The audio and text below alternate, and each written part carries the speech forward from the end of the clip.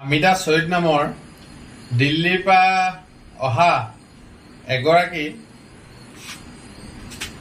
বুদ্ধিজীৱী বুলি কৈছে নাগৰিক সমাজে পতা এখন সভাত আহি তেওঁ বাংলাদেশীৰ সপক্ষে যি যুক্তি দাঙি ধৰিছে যে বাংলাদেশী সকলো মানুহৰ অসমত বাংলাদেশীয়ে কাৰো অধিকাৰ কাঢ়ি লোৱা নাই, বাংলাদেশীসকল থাকিব পাৰে, যি বাংলাদেশী সমৰ্থনক অদ্ভুত যুক্তি দাঙি ধৰিলে আৰু তেওঁ অসম বিৰোধী, অসমীয়া বিৰোধী আৰু ভাৰত বিৰোধী যি মন্তব্য দিলে তাক আমি অসমীয়া যুৱ মঞ্চ লখিমপুৰ জিলা সমিতিয়ে তীব্ৰ ভাষাৰে গৰিহণা দিছোঁ।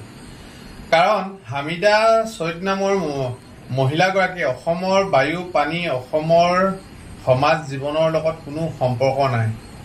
তেওঁ আহি মানৱতাৰ দোহাই দি আজি বাংলাদেশীৰ সপক্ষে যি মতামত আগবঢ়াইছে আৰু অসমত যি বাংলাদেশী আজি বিভিন্ন সমষ্টিত আজি সংখ্যাগুৰু হ'ল আৰু আজি তেওঁলোক বাংলাদেশী সম্পূৰ্ণ কিং মেকাৰ হৈ পৰিছে আৰু বাংলাদেশীৰ ফলত বাংলাদেশী ইমানেই জনসংখ্যা বৃদ্ধি হৈছে। আজি অসমৰ ৮-৯খন জিলা বাংলাদেশীসকল সম্পূৰ্ণ সংখ্যাগুৰু হৈ পৰিছে আৰু আমাৰ অসমৰ খিলঞ্জীয়া জনগণ বাংলাদেশীৰ যি ভয়াৱহ আগ্ৰাসন হৈছে তাৰ প্ৰতি বহুত দিনৰ পৰা শংকিত আৰু আতংকিত হৈ আছে। এই বাংলাদেশীৰ কাৰণেই আজি অসমৰ এটা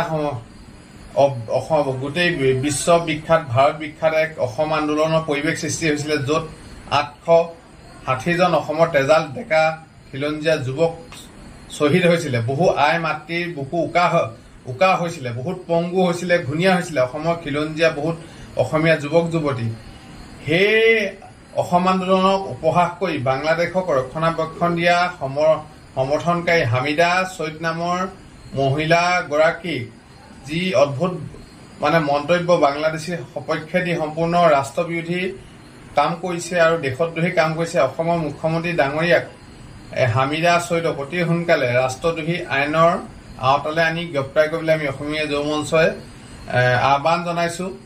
আৰু লগতে এই হামিদা সৈয়দক যি উদ্যোক্তা মণ্ডলীয়ে নিমন্ত্ৰণ কৰিছিলে, অসম নাগৰিক সমাজে অতি সোনকালে এই অসমৰ খিলঞ্জীয়া জনগণৰ ওচৰত কৰ জোৰ কৰি ক্ষমা খোজক আৰু হামিদা সৈয়দে দিয়া মন্তব্যটো এই অসম নাগৰিক সমাজে মৌনতা ভংগ কৰি তাৰ এই মহিলাগৰাকীয়ে দিয়া মন্তব্যটোৰ তেওঁলোকে অতি সোনকালে উঠাই লওক। আৰু এই অসম নাগৰিক সমাজৰ মেইন যিজন সূতা আমাৰ অজিত ভূঞা ডাঙৰীয়া, তেওঁক আমি সকীয়াই দিছোঁ। আমি বহুত দিনৰ পৰা তেওঁক খিলঞ্জীয়া বিৰোধী কাম কাজ কৰি থকা দেখিছোঁ। এই সাংসদ অজিত ভূঞা ডাঙৰীয়াক এই এনেকুৱা কিছুমান বিজতৰীয়া অদ্ভুত মানুহ নামাতিবলৈ আমি সকিয়নি দিছোঁ আৰু নাগৰিক সমাজকো আমি অসমীয়া যুৱ মঞ্চক সকিয়নি দিছোঁ যাতে এনেকুৱা অসম বিৰোধী মানুহবোৰক নামাতে আৰু নাগৰিক সমাজখনো যেন এখন অসম বিৰোধী মঞ্চ আমাৰ এনেকুৱা অনুভৱ হৈছে। আৰু আমি সকিয়নি প্ৰদান কৰিছোঁ অজিত ভূঞা ডাঙৰীয়াই যাতে উজনি অসমত প্ৰৱেশ নকৰে। উজনি অসমত প্ৰৱেশ কৰাত আমি সম্পূৰ্ণ বাধা আৰোপ কৰিম যদি অজিত ভূঞা ডাঙৰীয়াই উজনি অসম প্ৰৱেশ কৰে। আৰু অসমীয়া যুৱ মঞ্চৰ উজনি অসমত প্ৰৱেশ কৰিলে অজিত ভূঞা ডাঙৰীয়া প্ৰবল গণতান্ত্ৰিক প্ৰত্যাহ্বানৰ মুখামুখি হ'ব লাগিব বুলি এই অজিত ভূঞা ডাঙৰীয়াক আমি অসমীয়া যুৱ মঞ্চ লখিমপুৰ জিলা সমিতিৰ পৰা সকিয়নি প্ৰদান কৰিছোঁ।